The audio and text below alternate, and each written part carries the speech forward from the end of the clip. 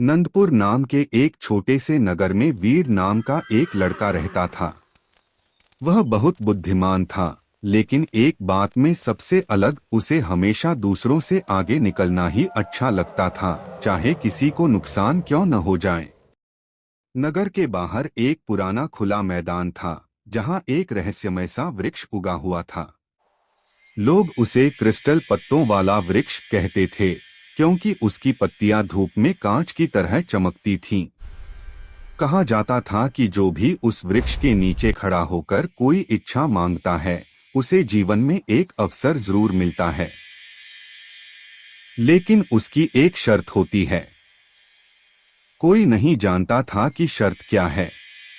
एक दिन वीर ने सोचा, अगर मुझे सबसे बड़ा अवसर मिल जाए तो सब मुझसे पीछे रह जाएंगे। वह रात को चुपके से क्रिस्टल पत्तों वाले वृक्ष के पास पहुंचा और बोला, मुझे ऐसा मौका दो कि मैं हर किसी से आगे निकल जाऊं। अचानक हवा तेज चलने लगी, वृक्ष की पत्तियां खनखनाने लगीं और जमीन पर एक छोटा सा क्रिस्टल का बीज गिर पड़ा। एक गूंजती हुई आवाज आई, इस बीज को अपने पास रखो, जब अवसर आए इसे तोड़ देना। वीर प्रसन्न होकर वह बीज अपने साथ ले आया। कुछ दिनों बाद नंदपुर में एक बड़ी प्रतियोगिता हुई, जिसमें जीतने वाले को राजनगर के सबसे प्रतिष्ठित विद्यालय में पढ़ने का अवसर मिलता था। वीर को लगा, यही मेरा समय है। लेकिन परीक्षा वाले दिन उसने देखा कि उसका मित्र समर बहुत परेशान था। समर की मां बीमार थी और वह ठीक से पढ़ाई नहीं कर पाया था। वीर के हाथ में वह क्रिस्टल का बीज था। उसने मन ही मन सोचा, अगर मैं इसे तोड़ दूं तो मेरी जीत निश्चित है। उसने बीज तोड़ दिया। उसी क्षण उसे अद्भुत बुद्धि और तेज स्मरण शक्ति का अनुभव हुआ। उसने परीक्षा शानदार ढंग से पास कर ली।